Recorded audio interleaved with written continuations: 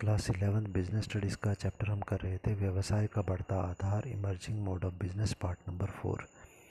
हम यहाँ पर जो टॉपिक डिस्कस करने जा रहे हैं बहुत इंपॉर्टेंट एग्जामिनेशन के हिसाब से क्वेश्चन एग्जामिनेशन में आता ही आता है। बाह्य साधनों से सेवाएं प्राप्त करना, आउटसोर्सिंग और सर्विसेज। अब बाह्य साधनों से सेवाएं प्राप्त करने के पॉइंट्स करने से पहले हम ये पढ़ें कि समझें कि होता क्या है। कहने का मतलब जैसे एग्जांपल के लिए हमारी एक फैक्ट्री है और फैक्ट्री में हम चीज़ें बनाते हैं, ठीक है। हम लगातार सामान बना रहे हैं, तो या तो हम ऐसा करें कि भाई 2-4 दिन हम सामान बनाएं, उसके बाद हम एक गाड़ी में उसको सामान को डालें और उसके बाद में दुकान दुकान पे उस सामान को बेचने जाएं, ठीक है। तो क्या होगा, 2-3 दिन हम सामान बनाएंगे, 2-3 दिन हम बेचने में जाएंगे। जब जे हम बेचने जाएंगे सामान को तो उतने दिन हमारा उत्पादन करने का काम रुक जाएगा, प्रोडक्शन हमारी बंद हो जाएगी। तो इसके लिए हम क्या करते हैं, किसी और आदमी से सलाह लेते हैं कि आप ऐसा करो, मेरा सामान अपनी गाड़ी में डाल के बेच आया करो, उसके बदले में मैं आपको कुछ पैसे दे दूँगा। तो हमने क्या किया, किसी बाहर वाले व्यक्ति की मदद ली है, ठीक है। हमने कोई अपने ऐसे दोस्त की मदद ली जिसके पास काफ़ी सारी गाड़ियाँ थी। हमने बोला आपकी गाड़ियाँ बेकार खड़ी हैं, आप ऐसा करो मेरी फैक्ट्री में लगाओ, यहाँ पर आप सामान लो, मैं सामान तैयार करके रखूँगा, आप यहाँ पे उस गाड़ी में सामान डालना और जाके दुकान दुकान में बेचना। और हर वस्तु के ऊपर जैसे अगर 100 रुपीज़ की एक वस्तु है तो उसमें 10 रुपीज़ आपके हो जाएंगे। तो अब क्या हुआ कि हमने किसी ऐसे आदमी की मदद ले ली जिसके पास ट्रांसपोर्टेशन मतलब गाड़ियाँ थी, और नहीं तो हमें अपनी गाड़ियाँ खरीदनी पड़नी थी। तो जब हम किसी काम के लिए दूसरे व्यक्ति की मदद ले लेते हैं, बाहर वाले किसी कंपनी की मदद लेते हैं, तो उसे बाह्य साधनों से सेवाएं आउटसोर्सिंग और सर्विसेज कहा जाता है। एग्जाम्पल जैसे हम लोगों ने यहाँ पर लिया हुआ है विज्ञापन का, कि हमारी कंपनी जो है वस्तुएं बना रही है परंतु वस्तुएं बिकेंगी नहीं जब तक हम उनका विज्ञापन नहीं करेंगे, एडवर्टीजमेंट नहीं करेंगे। तो या तो एक तरीका ये हो सकता है कि हम वस्तु बनाएं, उसके बाद उसका विज्ञापन बनाएं, विज्ञापन बना के उसको टीवी वगैरह में हम उसे प्रसारित करवाएं। अब विज्ञापन बनाने के बारे में हमारे को तो जानकारी है नहीं, और अगर हम बनाएंगे तो इतना अच्छा नहीं बना पाएंगे। तो क्या होता है, विज्ञापन बनाने वाली कुछ एक कंपनियां होती हैं, वो एक्सपर्ट होती हैं उस काम में, तो हम उनकी मदद ले लेते हैं। तो एडवर्टीज़मेंट जो है, एडवर्टीज़मेंट एजेंसीज उनको बोला जाता है।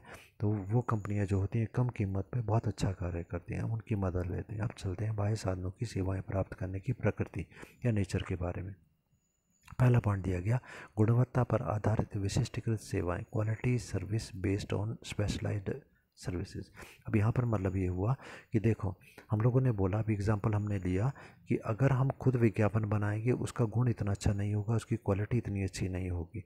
पर विज्ञापन करने वाली जो कंपनियाँ होती हैं उनकी क्वालिटी बहुत अच्छी होगी, क्योंकि उनके पास सभी अच्छे कैमरे होंगे, अच्छे म्यूजिशियन होंगे, अच्छे आर्टिस्ट होंगे, अच्छे सिंगर होंगे, उनकी स्क्रिप्ट लिखने वाले अच्छे होंगे, मनोवैज्ञानिक उनके पास होंगे, उनको कई वर्षों का अनुभव होगा, तो उनका जो कार्य होगा वो बहुत अच्छी क्वालिटी का होगा, तो हम उनकी क्वालिटी का लाभ उठा सकते हैं। सेकंड पॉइंट है, सेवाओं को संगठन के बाहर से लेना, obtaining service outside the organisation. जैसे बाहर वाले लोगों की हम सेवाएं ले सकते हैं। जैसे हमने बोला कि हमने सामान बेचा, भाई उधार सामान बेचा, अब उधार का पैसा लोग दे नहीं रहे हैं, तो कुछ एक कंपनियाँ होती हैं उनका काम ही होता है कि वो लोगों से उधार कलेक्ट करके हमें दिलवा सकते हैं। हम उनको बोलते हैं कि इन इन व्यक्तियों से पैसा हमने उधार का दिया हुआ है, वो आ नहीं रहा, आप जाओ और उनसे उधार का पैसा लेके हमें दो, इसके बदले में हम आपको इतना कमीशन दे देंगे। तो हम लोग क्या करें, यहाँ पर बाहर वाले लोगों की सेवाएं ले रहे हैं। थर्ड पॉइंट है, सेवाओं की सस्ती विधि या चीपर सोर्स ऑफ सर्विस। यहाँ पर बोला कि एक प्रकार की सेवा जो है बड़े स्तर पर देने से सस्ते दर पर उपलब्ध होती है। अगर हम लोग एक काम बहुत बड़े आकार का करते हैं, ज़्यादा काम करते हैं, तो क्या होगा, वो सामान हमको सस्ता पड़ता है, ठीक है। तो जैसे हमने विज्ञापन करने की एग्जांपल पहले लिया है, या दूसरा हमने ट्रांसपोर्ट का एग्जांपल लिया कि हम लोग खुद अगर सामान बनाते हैं और खुद ही अपनी गाड़ियों में सामान को बेचने जाते हैं, तो क्या होगा, तो ऐसी कंडीशन में हमारे को सामान भी बनाना है, उसके बाद हमें गाड़ियाँ भी खरीदनी है, ड्राइवर भी बनाने हैं, व्यक्ति भी उसके साथ जाएंगे, बहुत ज़्यादा खर्चा आएगा। तो यहाँ पर क्या होता है, जो जिनके पास पहले से ट्रांसपोर्टेशन है, गाड़ियाँ पहले से हैं, तो उनको ज़्यादा खर्चा करने की आवश्यकता नहीं, क्योंकि उनके पास ड्राइवर वगैरह और गाड़ियाँ पहले से ही हैं। उनको उनको वो सस्ता पड़ेगा, क्योंकि वो क्या करते हैं, अगर हमारी गाड़ी स्पेशली दूसरे शहर में जाएगी तो उतना पेट्रोल लगेगा।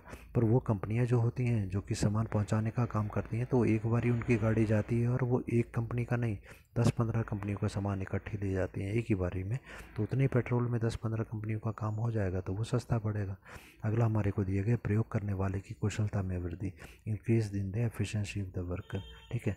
अब यहाँ पर ये होता है कि मान लो जैसे पहले हमने पढ़ा कि हम पहले सामान बनाते थे, फिर बेचने जाते थे दुकान दुकान पे या घर घर में हम सामान बेचने जाते थे, तो हमें सामान बनाने का इतना टाइम नहीं मिल पाता था। अब हमारा समझौता हो गया एक कंपनी से जो कि हमारे सामान को ले जाती है और बेचती है, तो इसका मतलब हम क्या करेंगे, अब पूरा ध्यान अपना जो है वो सामान को बनाने में लगाएंगे। ठीक है, अगर हमारा सामान को बनाने में पूरा ध्यान होगा तो जो हम चीज़ बनाएंगे वो बहुत अच्छी क्वालिटी की बनाएंगे, धीरे धीरे हम कुशल हो जाएंगे।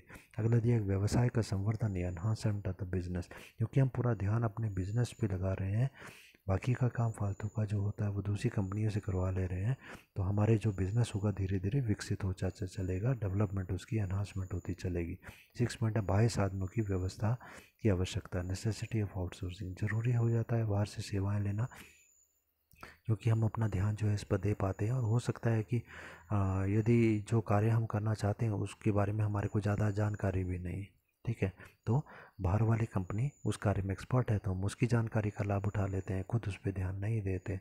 अगला टॉपिक हमारा आता है बाह्य साधनों से सेवाएं प्राप्त करने की आवश्यकता या फिर अवधारणा या फिर लाभ, need, concept, benefit of outsourcing of services, की बाहर वाली कंपनी से अगर हम सेवाएं लेते हैं तो उससे हमारे को क्या लाभ होने वाला है। पहला पॉइंट है इससे उत्पादकता बढ़ती है क्योंकि विशेषज्ञों की सेवाओं का लाभ प्राप्त होता है। Production increases because the services of the experts are available, क्योंकि हमने लोगों की सेवाएं ले ली, लोगों की मदद ले ली, ऐसी कंपनियों की मदद ली जो कि अपने काम में बहुत एक्सपर्ट है, तो क्या होगा, हमारी उत्पादकता बढ़ेगी। कैसे, अभी हमने विज्ञापन का एग्जांपल लिया कि भाई हमने विज्ञापन करने वाली कंपनी का सहारा लिया, उनको बोला हमारा भी विज्ञापन बनाओ, उन्होंने बहुत अच्छा विज्ञापन बनाया, और विज्ञापन जब टीवी में बहुत अच्छा सा विज्ञापन हमारा प्रसारित होगा, लोग उसको देखेंगे और हमारी वस्तु की मांग बढ़ेगी, और जितनी ज़्यादा लोग वस्तु की मांग करेंगे तो हम भी उतनी ही ज़्यादा वस्तुएँ बनाएंगे। ठीक है, तो बिक्री ज़्यादा होगी हमारी, तो विशेषज्ञों का लाभ हमारे को यहाँ पर मिल जाता है और उसके कारण हम ज़्यादा उत्पादन करते हैं, जिससे हम एक्सपर्ट हो जाते हैं काम को करने में। सेकेंड है बाह्य साधनों को देने वाली संस्था संपूर्ण प्रक्रिया का पूरा करने का उत्तरदायित्व और जिम्मेवारी अपने ऊपर ले लेती है। Outsourcing company takes the responsibility of completing the full assigned job.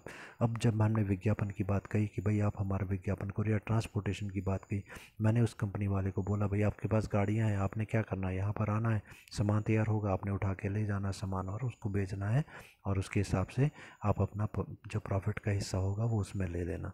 तो यहाँ पर क्या हुआ कि अब उस कंपनी वाले ने क्या किया, ट्रांसपोर्टर कंपनी वाले ने, वो बोलता है कि आप चिंता मत करो, बस सामान होगा, आपने हमें फ़ोन करना है, आगे की आपको कोई चिंता नहीं। ठीक है, तो वो हम केवल एक फ़ोन कर देते हैं कि सामान तैयार हो गया, वो खुद आता है अपने आदमियों को लेके अपनी गाड़ियों में डलवाता है, आगे जाके बेचता है और आखिर में आके पैसा हमारे को दे के चला जाता है, पूरी रिस्पॉन्सिबिलिटी उसने ले ली है। थर्ड पॉइंट हमारा है बाह्य साधनों की सेवा देने वाली संस्था अपने कार्य के विशेषज्ञ होती है। Outsourcing company has a specialised knowledge skill of the task.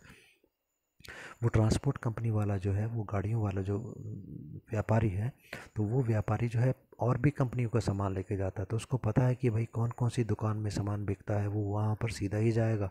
वो 4 कंपनियों का काम सामान पहले बेच रहा था, 5वीं कंपनी का वो हमारा भी साथ में बेच देगा। तो कहने का मतलब ये होता है वो एक्सपर्ट है, उसको पता है कि कहाँ पर जाना है, पैसे कैसे लेने हैं, किन दुकानदारों पर बिक्री होगी, हर चीज़ की उसे जानकारी होती है, विशेषज्ञ होता है वो, उसका लाभ हमें मिल जाता है। चौथा पॉइंट है सेवाएं बाहर से लेने के कारण संस्था के पास मुख्य कार्य के लिए अधिक समय मिल जाता है।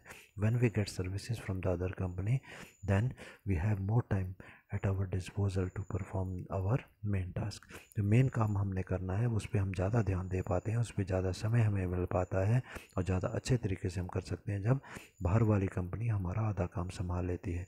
पाँचवा पॉइंट है बाह्य साधनों से सेवाएं प्राप्त करना सस्ता पड़ता है, क्योंकि उसके पास पहले ही गाड़ियाँ हैं, पहले गाड़ी जा रही है इसलिए उसके लिए वो सस्ता पड़ेगा, और हमारे को नई गाड़ी खरीदनी पड़ेगी, काफ़ी सारी ड्राइवर वगैरह खरीदने पड़ेंगे और बाकी खर्चा करना पड़ेगा, तो वो हमारे लिए महंगा पड़ेगा। अगला पॉइंट है बाह्य साधनों से सेवाएं प्रदान करने वाली संस्था के पास पर्याप्त संरचना होती है। Outsourcing company has A sufficient infrastructure. जैसे भी हमने बात की ट्रांसपोर्टेशन की, तो उसके पास पहले से गाड़ियाँ हैं, हमारे को ज़रूरत नहीं है। अगर हम बात करें किसी कंपनी की हम मदद ले रहे हैं तो उसके पास बिल्डिंग है, उसके पास मशीनें हैं, इंजीनियर हैं, आर्टिस्ट हैं, सिंगर्स हैं, म्यूजिशियंस हैं, वो हमारे को रखने की ज़रूरत नहीं। उस कंपनी के पास हर चीज़ जितनी मात्रा में चाहिए पर्याप्त मात्रा में सफिशेंट इंफ्रास्ट्रक्चर उस कंपनी के पास होता है। 7th पॉइंट हमारे को दिए गए संस्था को आधारिक संरचना के निर्माण के लिए निवेश नहीं करना पड़ता। Company has not to deploy his resources for the basic infrastructure. अब एक एग्जाम्पल लेके इसको समझ लेते हैं।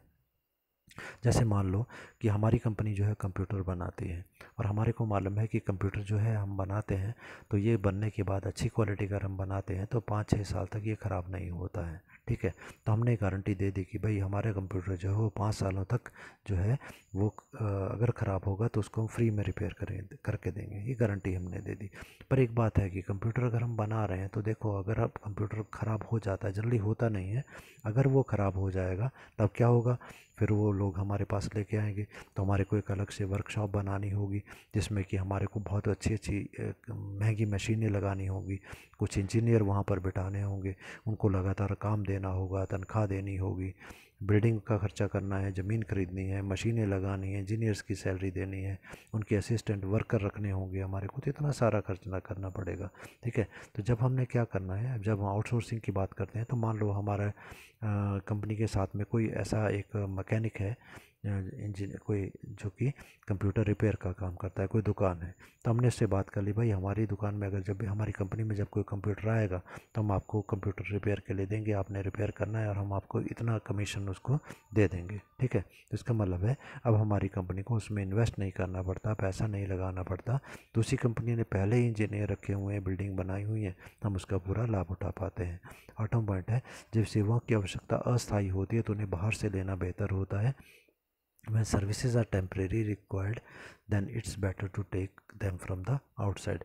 जब अस्थाई रूप से कोई चीज़ चाहिए होती है तो बाहर से लेना। अस्थाई का मतलब क्या हुआ, जैसे भी हमने एग्जांपल लिया ना कि हमारे कंप्यूटर कभी कभार ख़राब होता है कोई, ठीक है, तब क्या है, हमारे को फिर उसके लिए तो इतना ज़्यादा पैसा लगाना, बिल्डिंग बनाना, मशीनें लेना, इंजीनियर बैठाना, वो फालतू का खर्चा होगा।